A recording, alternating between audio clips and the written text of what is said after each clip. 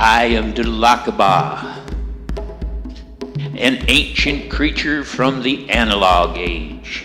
I come from a time before PCs and CDs and DVDs and OMGs, and I have traveled far and wide across the length and breadth of time to bring you stories most wondrous and sage, that perhaps by their wisdom I might help to guide you through this coming age, and you might avoid a terminal case of dumbass.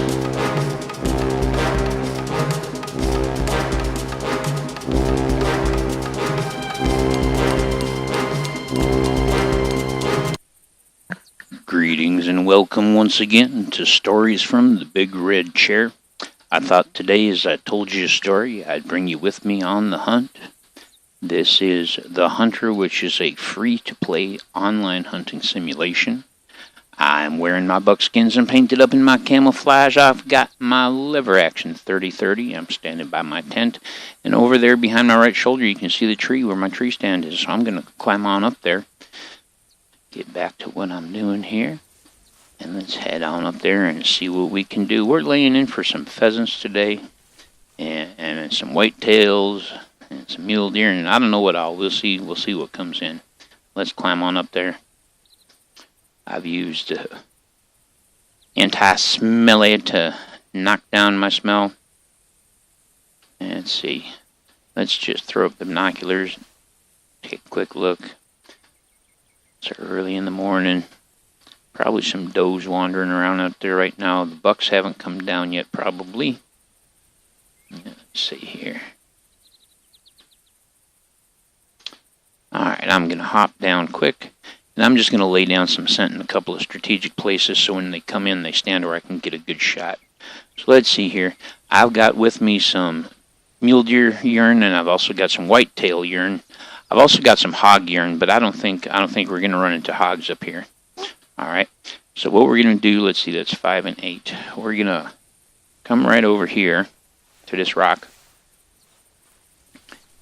That's not a rock, that's my tent. That's good camouflage. Well, we're going to come right over here by my tent, and we're going to lay down this mule deer urine for just one spray of it. And then we're going to come right down over the edge of the hill. I want to get a little separation between them. In fact, I think I'll go to this tree over here. That should be plenty of separation, and it's a good place for me to shoot to. I'm going to come over to this tree and lay down a little whitetail smell. Now, what that will do is that will attract, of course, both breeds of deer, and they're both drawn to the same collar. Now, many of the things that I'm using here, I purchased with real money. When it's free to play, you get binoculars and a camera. You get a 243 with a scope and ammo. The ammo renews for every hunt. You don't have to buy ammo but once. Yeah, I believe that's pretty much it. You get a basic membership, and they add in a shotgun and a pistol and camping supplies and a bunch of other things. But let's see if we can rustle something up, and let's get to our story.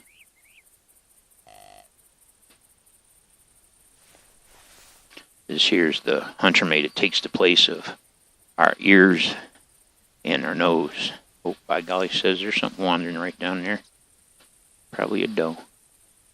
So, if you got the very first episode of Stories from the Big Red Chair, you'll know that I mentioned that sometimes I'll tell stories from different cultures that have a moral lesson or are funny or whatever, but sometimes I'll tell a story from my own life. And today, as I sit up here in the hunting stand, I'm going to tell you a story, and it's about some of the first experiences I had sitting up in a hunting stand in real life. Now, you need to understand that I was a quiet little fella. I was very peaceful and very kind and very quiet. We were very poor. We were church mouse poor.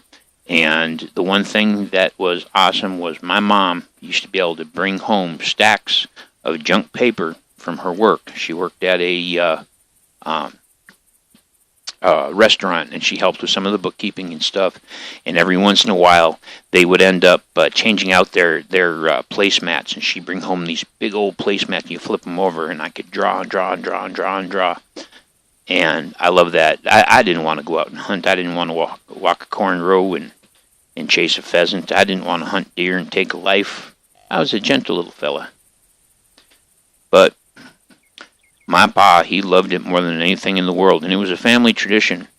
You know, my father's father's father, my great-grandfather, come to the United States from Poland. And in Poland, our ancestors had been serfs. We'd been servants to people of money. We didn't even have last names. That's another story for some time, how we got our last name. But the thing is that hunting was something that rich folks did. And it was something that people did that they weren't supposed to do. And that was occasionally do a little hunting. And you had to learn to hunt quietly, and you had to be careful with your kill. You had to put it down immediately, because you couldn't have a deer that you weren't supposed to be hunting run off. You know, you get caught. It was serious business. Poaching off of a lord's land, serious business. But when they come to the United States, that ability to own firearms and hunt freely and to fish freely and to live off the land with a garden and all of that, that was a fantastic thing for them. And so they hunted and they fished, and it became strong family tradition. And my father, his father, and his father, they all loved it dearly and deeply. Well, I wanted a creature feature on Saturday and to draw superheroes and dinosaurs. You know, I had so much the dinosaur bug and the drawing bug that my teachers at school said, all right, listen, do the work on the worksheet. Then when you're done, you can flip it over and draw a dinosaur on the back. But after many, many years, my folks divorced when I was about 13, and I went to live with my father. And when I was about 14, 15 years old, he bought me a compound bow, and he convinced me to get in the backyard and shoot. And by God, I found out I loved it. I found out I loved any kind of shooting, any kind of throwing, any kind of take aim and let fly. And that was the first step. He thought he had me because he caught me with the first step.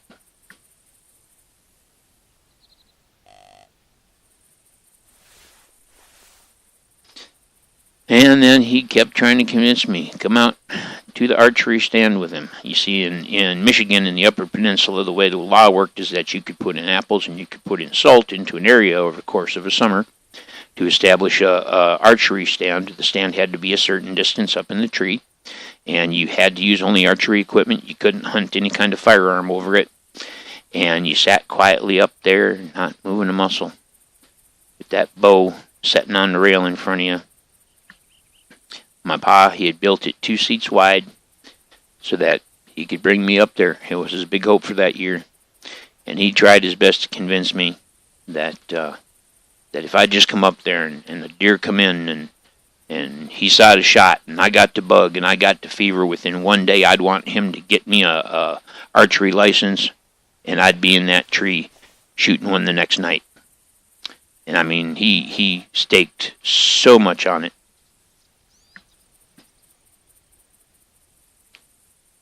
Not catching any response from the deer. Let's see if the pheasants are awake. 7.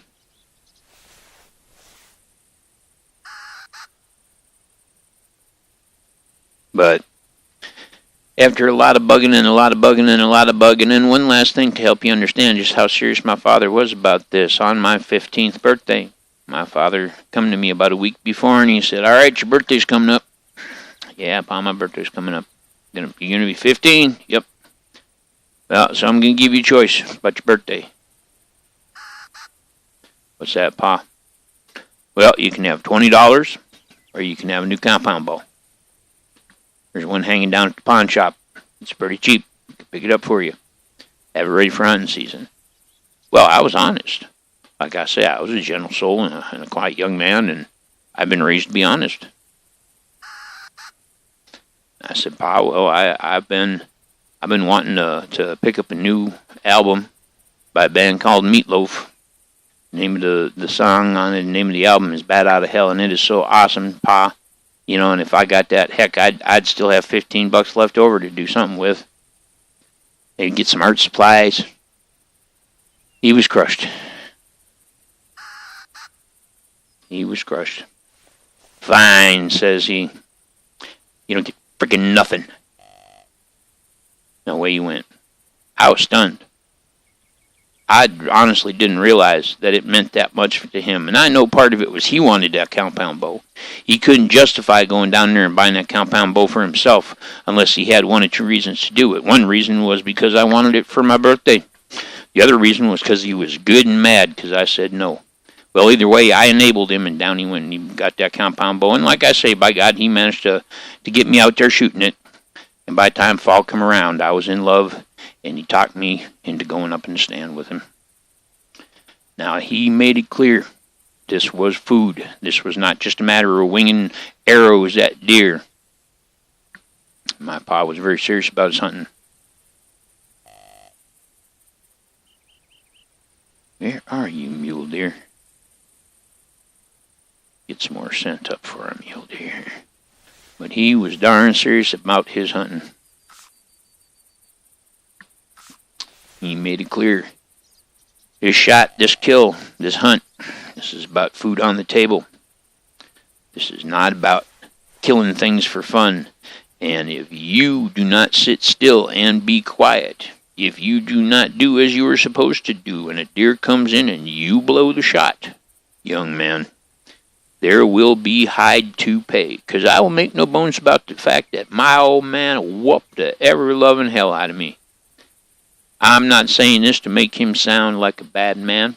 He never laid a hand on either one of my sisters. He never laid a hand on my mama. But, boy, let me tell you, there was not one lick of hesitation and not one fuck was given when it come to laying it down on the boy child. And that's the way it was in our family. You don't hit your sisters, you don't hit girls. Unless they got a weapon, then, well, you got to defend yourself. But when it comes to gentlemen of the family,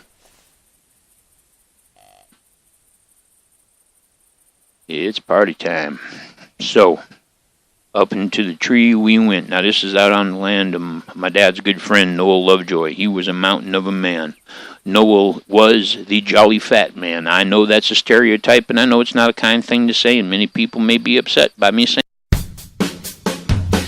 I'm representing for the old folks, the bold folks, the trailblazers that had nothing but cards and dice. These baby video game masters, they can sit and cry, 'cause we was skinning oaks before you was a gleam in your daddy's eye. I'm representing for the old folks, the bold folks, the four-eyed losers with nothing but our hearts and minds, who need a big screen TV from some foreign nation, 'cause the theater of the mind has always been in ultra definition. I'm representing for the old folks, the bold folks, arcade killers we was dunking. I'm gonna be out into the backfield along the tree line, hopped over the barbed wire fence, worked our way quietly back into the woods. I did everything as I was told I was supposed to do. Up the tree we went and settled on in. Just like this. And we sat, still and quiet.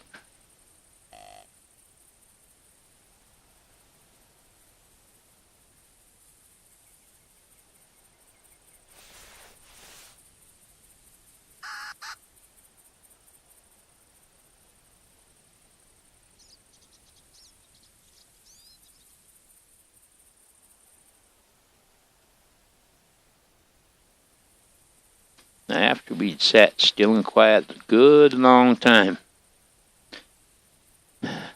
clouds rolled by, and I have to admit, it was peaceful. It was pretty.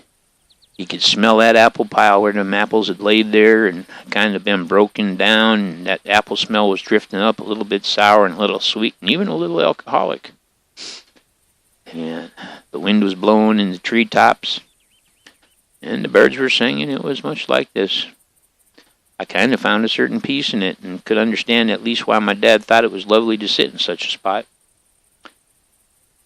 And my pa waited and waited and waited, and finally he went from moving ever so slowly to look to the right and the left to moving a little more normally, and he looked at his watch and he said, "Well, son, sun's going to be down in 15 minutes, 20 minutes, somewhere in there. I guess they're not coming tonight. I'm damn sorry. I thought I was going to shoot a buck and show you what this was all about. But tell you what, I'm going to have a smoke. I'm going to have a smoke, and then we'll climb down out of this damn tree." And I said, "All right, Pa." So my old man, he reached in his pocket and he took himself out his good old Winston. I stole many a Winston from the old man. And he lit that Winston up, took a puff and said, "My, ain't this pretty?" I said, "Yeah, Pa, it's really pretty." And he said, "And doesn't it sound wonderful, all the sounds?" And I said, "Yeah, Pa, it does." And he said, "Well, if you're willing to give her another try, come on out tomorrow night. You know?" And I said, "Well, I don't know, Pa." And you know, nothing was ever said, but there kind of was an unspoken bargain between us, and that was, if I come out and I sat in that tree and I didn't catch that bug, if there wasn't as exciting a situation going on as the old man promised it there would be, that I really wasn't expected to have to go again. You know, that's why there was no license bought for me. That's why first would come the thrill, and then would come the license. Well, the old man was pretty damn disappointed, and he said, "Well, alrighty. I guess tomorrow night you'll be staying home, huh?" And right about that time, I looked down and to the right, and here come a 8-point buck. Now, I was kind of proud of the fact that I seen it first. My old man, he was too busy being disappointed and smoking a cigarette to realize it was coming, and I did something I'd have never done under any other circumstances. I hauled off and I kicked my dad in his left foot with my right foot. I was sitting on his left side. And he looked at me, and I'll tell you what, there was a moment there where I was about to bail out of that tree stand. But as he looked at me, I said, Pa, right there, and pointed with my face. You know, it's amazing how you can point with almost any part of your body. I pointed with my face that day. I pointed with my face, and my pa looked down, and there was that 8-point buck. He took that Winston, and he shoved it straight at me without even looking. He said, take it. And he shoved it at me, and I bobbled and got a hold of it, and he slowly picked up his bow, and he drew back inch by inch. My dad trained for hours to be able to sit with his ankles crossed and slowly pull that 60-pound draw compound till it hit the let-off point.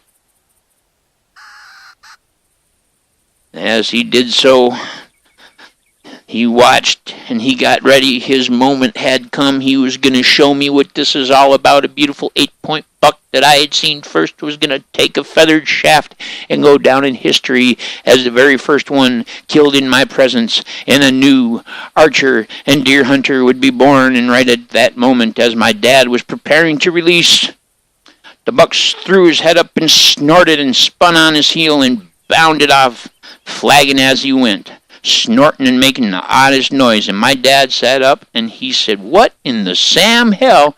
And right about then I come to life. I started flailing and wailing and beating on my belly, because what had happened is when my old man had shoved that Winston at me,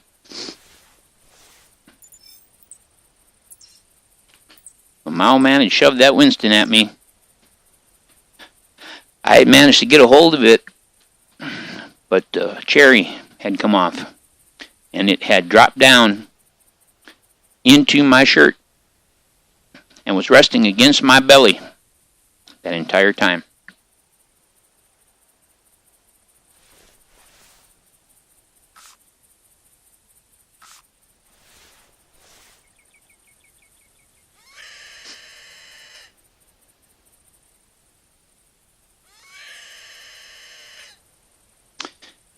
Now, when I pulled my shirt up and got it to one side and pulled up my undershirt, which had come up off of my belly as we sat there, and I had a bad habit of slouching, my old man saw the cherry, that cigarette, extinguished, resting stuck, sure as the day was long, against my belly to the right of my belly button. And he looked at it, and he reached over and he brushed it off, and there was a big old honking welt. And he said, "Jesus Christ, kid, you mean to tell me you were on fire and you just sat there?"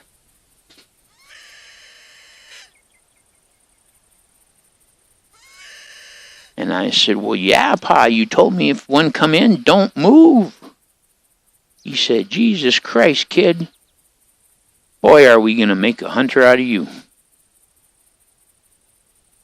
Well, that next day, throughout the day, it was clear that he was waiting to ask me the question. Come 3:45 in the afternoon, the fateful moment arrived. Well, what you think? We only go back up in the stand today? Promise I won't set you on fire this time. He kind of laughed. I said, well, Pa, I said, yesterday, I think I kind of realized just how important this is to you. I said, I'm willing to give it one more time. And out we went. Wish a fresh layer of burned cream in a Band-Aid, a new attitude, and my Pa full of hopes.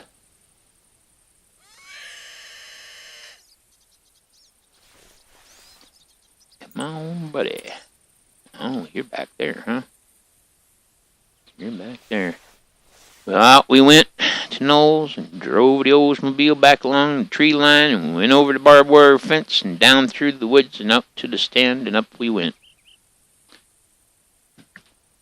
And we sat, and once again we sat, and I had even more fun this time. You know, I got to say, I started to see shapes of faces and different things happening in the shapes of leaves, and it was kind of fun. It was kind of fun. We heard a grouse, and there was a partridge that was beating its wings. They grab a hold of the trunk of a tree, and then they beat their wings really hard, and it sounds like a drum.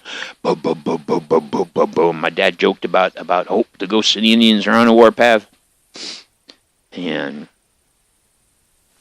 pretty soon, the sun was setting, and it looked like there was not going to be one. That is a hideous sound. A little more hog scent here.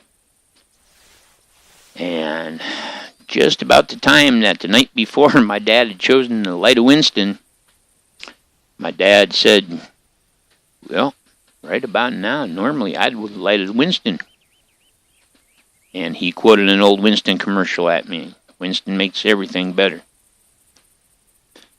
And he kind of chuckled. He said, I think I'll hold off. And sure enough, just a matter of 5 minutes later, in come a little forked buck. And that little forked buck come working his way into the pile, and my dad gave me a wink, slowly reached up and picked up his bow. There was an arrow knocked to the string, and he lifted it up gently, and he got himself positioned, and he drew back, and the old man had told me, now, when I shoot, it is going to be your job to watch what happens. Because the deer is not just going to drop dead. Deer's not going to just drop dead. That deer has to die, and you know we're gonna hurt him pretty bad, and he's gonna die quick if I make a good shot. However, when I shoot him, he's gonna take off, and your job is gonna be to watch that deer. Your job is gonna be to watch that deer for as long as you can see him, and then wherever he disappears, you mark something there. You mark a tree or some other landmark, and then when we get down, you're gonna help me get to that spot, and we're gonna pick him up and track him. All right, Pa. I'll do it. I'll keep an eye out. I'll be your eyeballs. I am the eagle eye. Yes, I am the hawk eye. And so he slowly drew back. I mean, my dad was serious about this. My dad wore a Robin Hood hat. I shit you not. One of them triangular pointed hats, complete with a pheasant feather. And he was ready. Robin Hood drew back. He put that bead down on that old fork buck. I heard him slowly release his breath. Away that arrow went, and away that buck went. He whirled and bounded and jumped, and I watched him, and I watched him, and I watched him, and I watched him, and I watched him, and I watched him, and I kept watching him. I knew he was going to fall dead any second. Robin Hood had done his job. I was actually thrilled. I finally understood what this was about. The thrill of the hunt, the adrenaline pumping. And I kept watching, and finally the deer stopped right at the edge of the woods where we could see, and he just kind of stood there and looked back in the direction he'd come from. And Finally, I turned to my dad and I said, "Dad, when's he going to fall down?"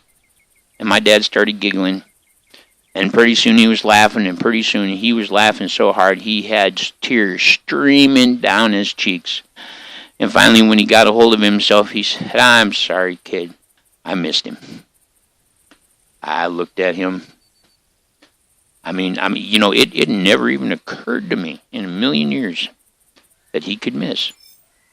I mean, really, and I know that seems kind of wild that it would never even occur to me that he could miss.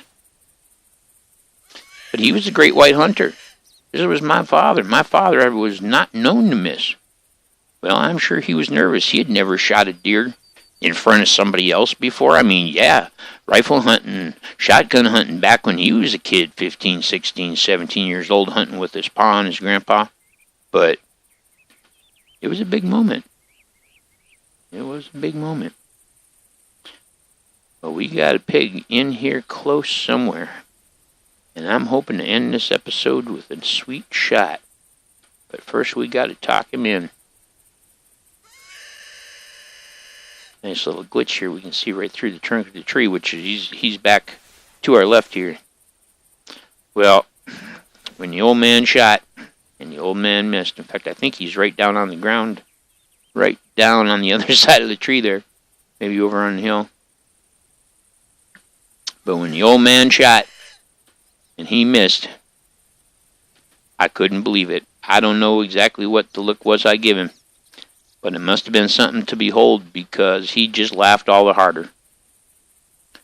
He sat there and he laughed and he laughed and he laughed. He laughed through an entire cigarette. He laughed. He laughed climbing down out of the tree. He laughed. He laughed walking back to the Oldsmobile. He laughed. He finally managed to get himself some level of degree of a grip. And when we walked into Noel Lovejoy's kitchen and he sat down and Noel's wife Ann pulled him a cup of coffee and said, "Well, I don't see any blood. Must not have got one, huh?" He laughed again. And I'll tell you, that fall I did not go up in the stand again.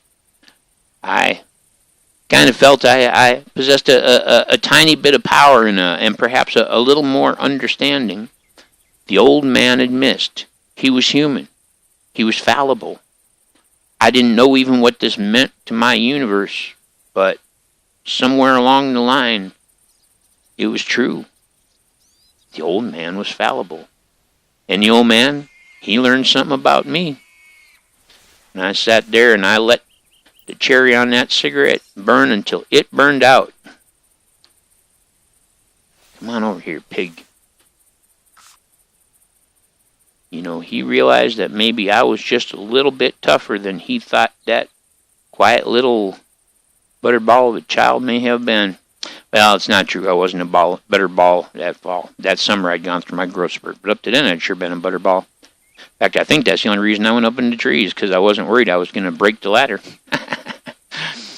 Well, we're sure was hoping that this here pig was going to come in, but I'll tell you what we're going to do.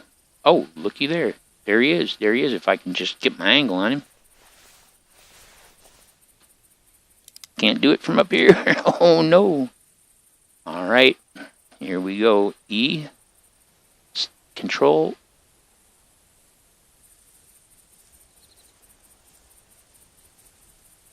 Here we go, folks. Come on, give me the identification. And there we go.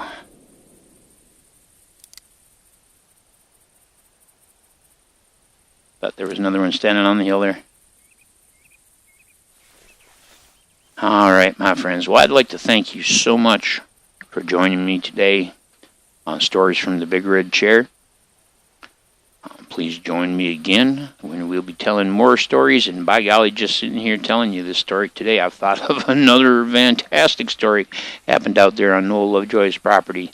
And you could get a pretty good laugh out of it. But there you go.